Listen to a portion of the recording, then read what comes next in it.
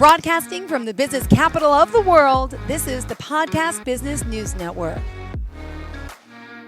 Welcome back to the show. Excited to have back with us Barbara Greene.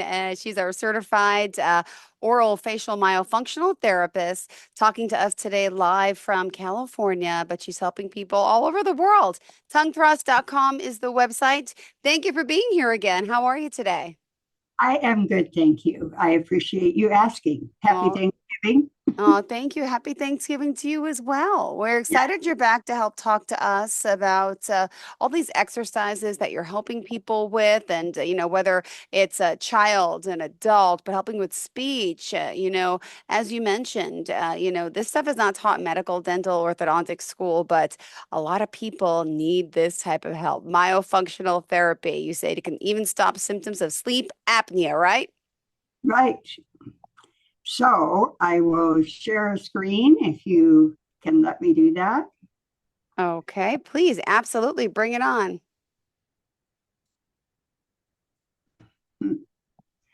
Where did it go? Oh, there we go. Okay. Okay. Beautiful. Here we are. There we have. So this is how people can contact me, 805-452-4302 or Barbara@tonguethrust.com, or just going to the website for information. And I do see patients in Ventura, California, but almost all my patients are on Zoom. So I have patients in Thailand right now, and Germany and England. So they're all over the place. So today what I'd like to do is just finalize what we've talked about over the last several weeks and what our goals are as a myofunctional therapist. So we eliminate sucking habits, we establish nasal breathing, we achieve lips closed posturing and breathing through the nose, we improve lip strength and tone, we establish the balanced muscle matrix of our face. We achieve a palatal resting tongue posture. And we achieve a posterior palatal swallow. We improve head, neck, body posture. And we change the way they eat, drink, and sleep. And we correct dysfunctional habit patterns. So if we're talking about that list, then we correct sucking habits. So some children suck fingers, and some children suck their thumb, and sometimes they have extraneous habits of twirling their hair, or this child puts his finger in his nose. So we also have children who have pacifier habits, or they suck on blankets or teddy bears. Anytime that they have a sucking habit, they're also influencing how their muscles are going to work for the rest of their lives.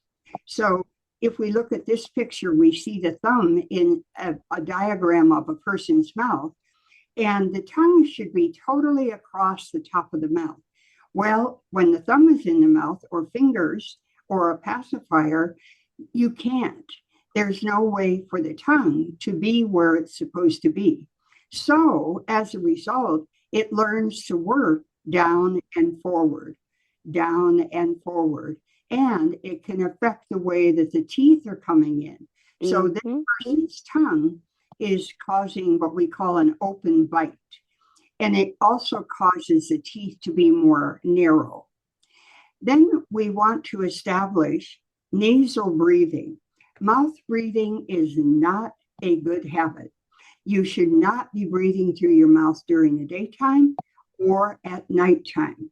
Neither one helps you at all. So breathing through the nose is what we want to establish, because that's how air is filtered. It is warmed to the body temperature. It is moistened to the lungs being moist, and it has the bacteria killed. And so air that's going down to your lungs is much cleaner and more appropriate for the lungs. So when Yeah. I see patients generally who are Mm-hmm. they have allergies, they have asthma, they have a lot of colds and congestion all the time. So it's very important to stop that.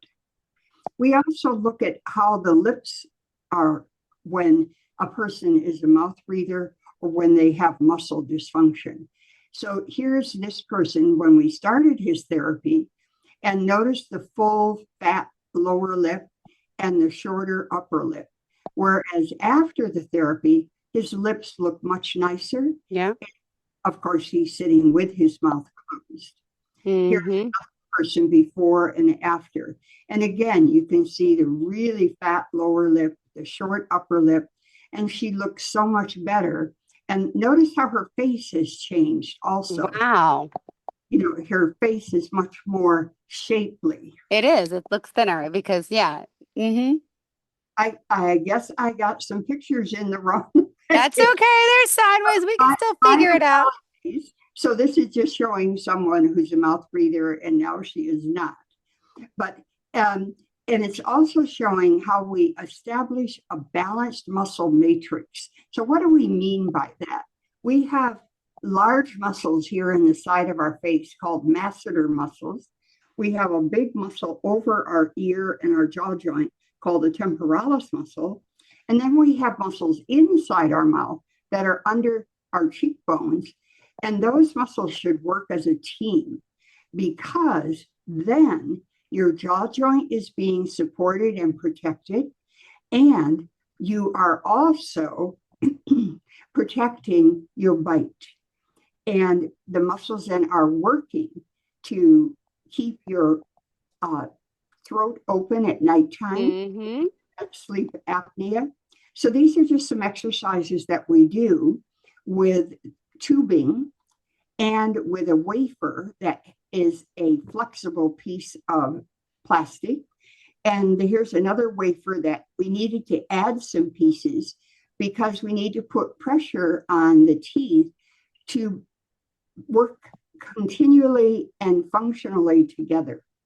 So we have to actually train those muscles with our exercises so that their face can change. Then we establish a correct resting tongue posture.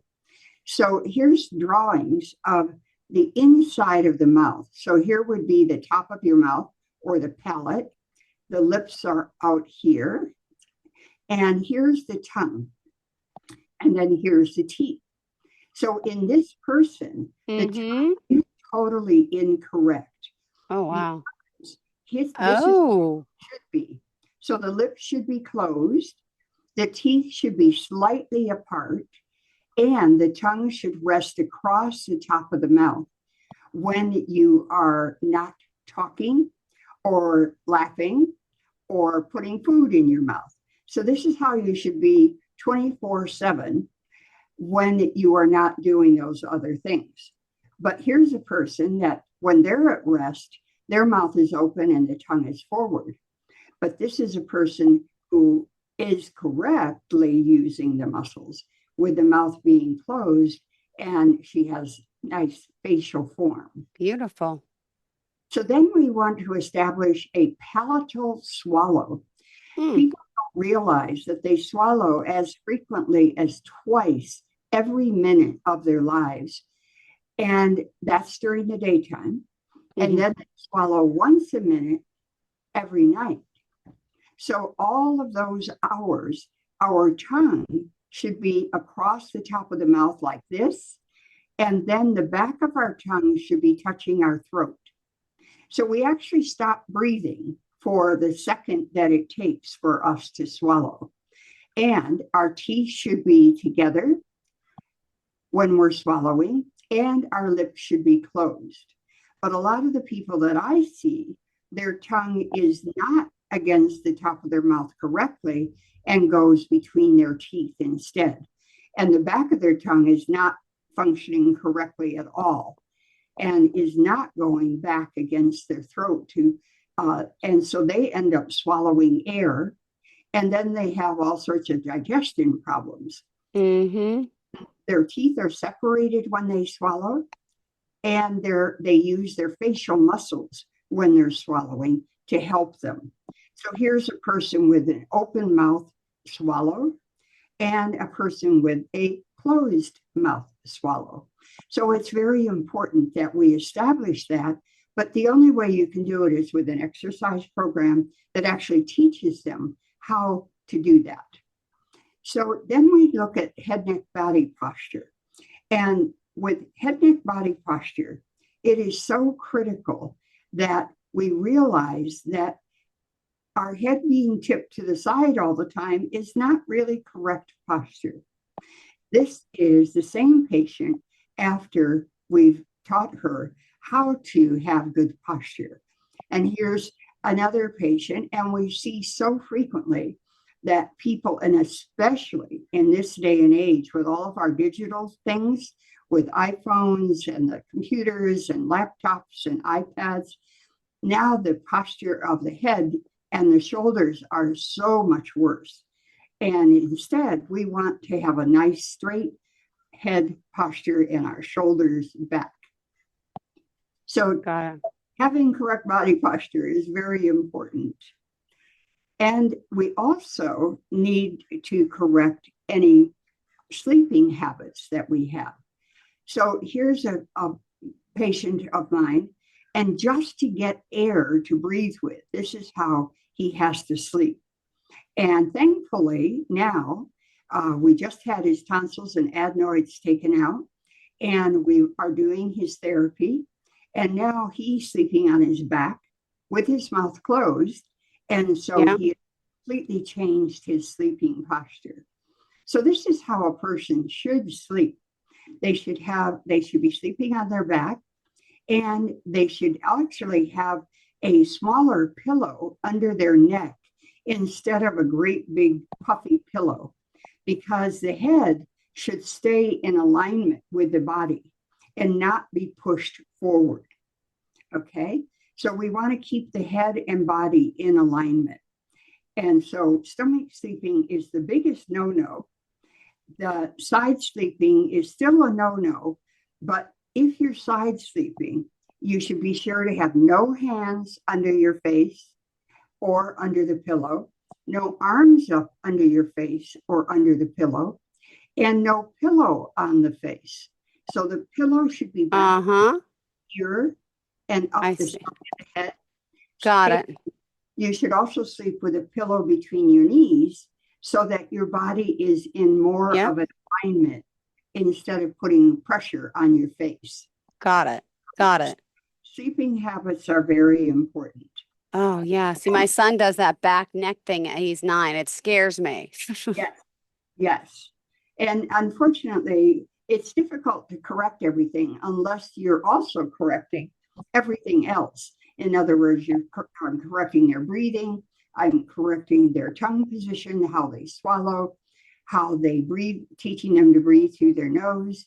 And then we teach them how to eat correctly, how to drink correctly, and how to sleep correctly.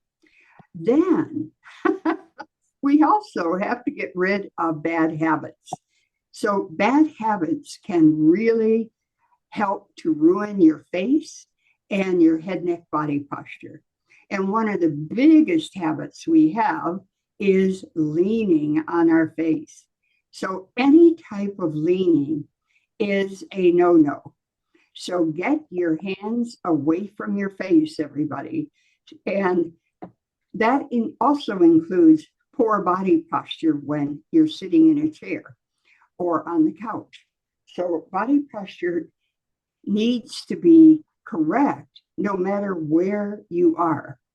Then we have habits. So here's a person that has a weird lip habit, and here's another weird lip habit and cheek habit, and here's another weird mouth position, and so her bite is off to the side as a result of it, and she also has jaw joint issues as a result of it. Fingernail biting is very bad. Another thing that isn't really good, which I forgot to put in here, is somebody who smokes a pipe or that sort of thing in between their teeth all the time. That will move their teeth. And then it's how you smile. Even a smile can be dysfunctional when you're not using your muscles correctly. And then we have pen biting, and we also have cheek biting.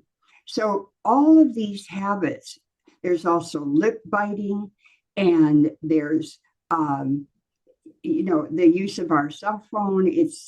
There are so many things. How did that happen? These were correct when I put them in the pictures. I so apologize. I should have gone back through every one of the slides. It's obvious. But this is a before and after picture of a patient. And not only did I change his life, but I helped him to stop sucking his thumb. I changed a lot of his ADHD habits and his facial tics. Many of those disappeared by doing the therapy. So helped him with his speech. I'm not a speech therapist, but we're only talking about sounds that involve the tip of the tongue and the back of the tongue. And so he also had a bite occurring. And when we finished his therapy, it was so much better. And it's not to say that he'll never have to have orthodontics, but at least everything has changed. So that's a quick review of how we can help a person change their life just by doing an exercise program that I see them once a week. And generally it takes about 4 months to change all of those things that you just saw. So making sure that they use everything correctly is so very important. So it's a matter of just taking the time each day to do some exercises twice a day. Then the next week we change their exercises. Then the next week we change them again. Wow. So 4-month period, all of those changes that we just looked at are taking place. And we're getting rid of all of the bad habits and helping them to establish really good habits. So Yes. what do you have as any questions, Jill? Well, it's funny because I have a 7-year-old, 9-year-old. One has orthodontic treatment already as a palate expander. He's got the 3 braces in the front because he still hasn't lost all his teeth, right? And I worry about it now because I see all these pictures and it makes me think like my son, sleeps with his mouth open with his head back like that. I'm like, what's gonna happen? Like, and there's other things to do besides orthodontist, which I didn't going to an orthodontist that I didn't realize you could start doing. So, what type of exercises, if my son's sleeping in a weird position, what do we do? Well, the thing that you would need to do is contact someone like myself, and I can work on Zoom, seeing as how we don't live in the same city, or there are many myofunctional therapists online, and sometimes there's one in your general area as well. But he would need to see someone that can help him to learn how to use everything correctly. So as I said, it's a step-by-step process each week where we start out just starting to get his tongue in the right position at rest. And we start just starting to get his mouth closed. But as weeks progress, about week 6 in my lesson plan, we're now starting in a correct normal swallow that he would be using the rest of his life. We would be making sure that he's sleeping correctly. So we would teach him how to sleep at night. And we would have him do some exercises prior to going to sleep to train his subconscious mind for this new habit that he's going to have. Yeah. All the rest of his life. And then we have him keep a chart. And so when he wakes up in the morning, he tells us, was my tongue across the top of my mouth? Were my lips closed? Did I wake up on my back? Or did I wake up on my sides or on my stomach? And so then it gives us a clue as to what we primarily need to work on with him to help him to learn a whole different way of sleeping and a whole different way of breathing. Now, the sad thing is a lot of therapists don't use myofunctional therapists. So here you are spending a few $1,000s to do orthodontics with him and expansion, and it might all turn out beautiful and he'll have a nice bite and everything. But I can almost guarantee you that within a few months, his bite will be back open again. Yep. If you don't retrain the muscles and you don't correct the mouth breathing and the sleeping habits. So it's such a short period in someone's life. We all know how fast 6 months goes in a year. Look at us. We're almost in December already. And I can't even believe that in the holidays, although I do have my Christmas tree up already. So it's just that you need to take the responsibility yourself then and have him do the myofunctional therapy. But unfortunately, depending on the type of expansion appliance, we would have to wait until that part of his orthodontics is done. It takes around a 6 to 9 month period. Then we take out the expansion appliance and immediately start his myofunctional therapy. So that when the rest of his teeth are corrected with the braces, they'll stay in place. Got it. I've got a patient right now who's had braces 7 times. What? 7 times. All different kinds of braces, including 2 Invisalign. No. And now he's in another Invisalign set. Wow. So people assume that they're going to be fine. But he has terrible head, neck, body posture. He's a full-time mouth breather.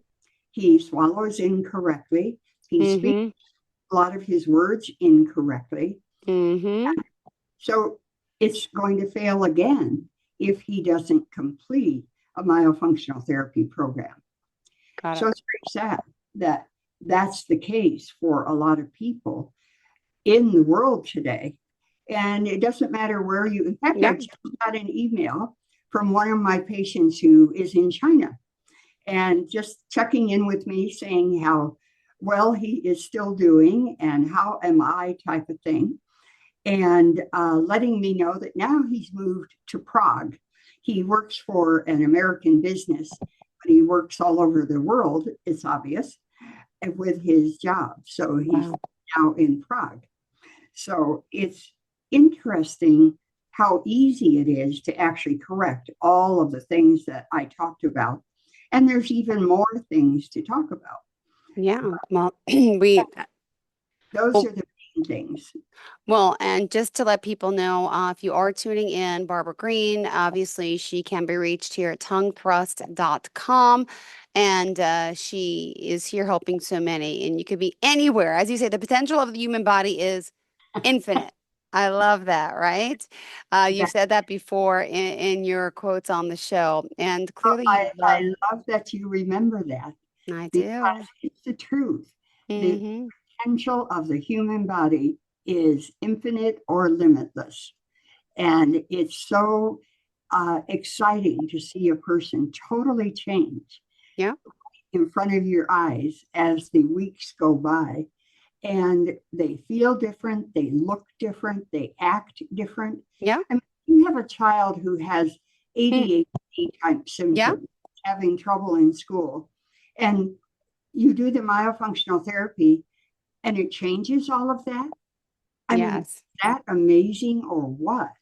You know, that your child now can sit and be a good student.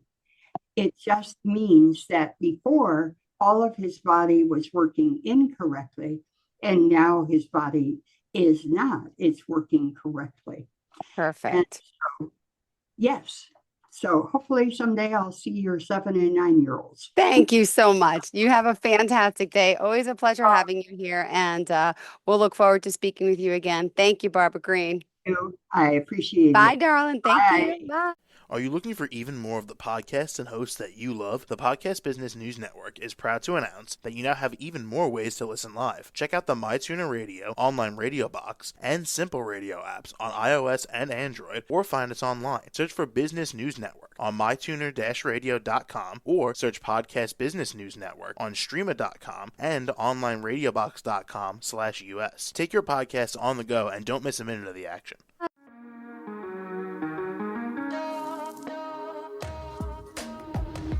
Broadcasting from the business capital of the world, this is the Podcast Business News Network. For nearly 2,000 severely injured veterans, everyday life has become filled with barriers. Day-to-day simple tasks can become pretty daunting. I have to carry my chair up 2 flights of steps or have somebody do it for me. What scares me the most is just the falling. When I'm struggling with my house, I think, to have that one great barrier just knocked down, it's crucial. Home for Our Troops is a wonderful nonprofit that builds a Mortgage-free, fully adaptive, handicap-accessible house. And there's no catch. It'll be our very first home that we've ever owned. This is a game changer. This is where your life begins again. We need you to join us in completing this important mission. Please visit hfotusa.org and help build homes and rebuild lives. Because of you, everything's going to be okay.